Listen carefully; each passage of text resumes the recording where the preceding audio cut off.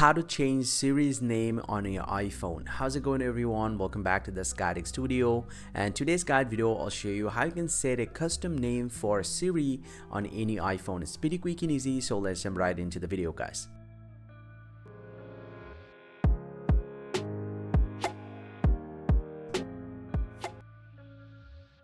Well, so before I start the video, make sure you have updated your iPhone to the latest iOS 18, because this feature is only available on the iOS 18. And right after that, simply go ahead and open up the settings app from your device and then scroll down and tap on accessibility.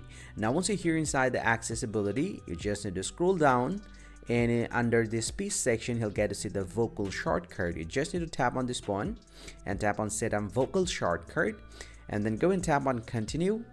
And from the list, you just need to find out the Siri from here and go ahead and select the Siri, and then you just need to put the name whatever you just want to call to the Siri.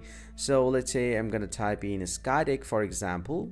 So you can give any name you want, and right after that simply go and tap on this go button, and you just need to speak this name: Skytake, Skytake, Skytake.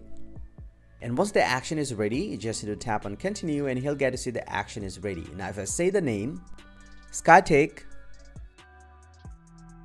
and this is how you actually can change the Siri name on your iPhone. But if any case, if you want to delete or remove this one, you just need to come to the same place to the vocal shortcut, and you'll get to see the edit option. You just need to tap on this one, tap on this red button, and tap on delete, and the vocal shortcut will be deleted. And this is how we can change the Siri's name on any iPhone. Hope you find this very helpful, guys. If you do, please drop a like and subscribe to this channel. See you guys around, and thank you very much for watching.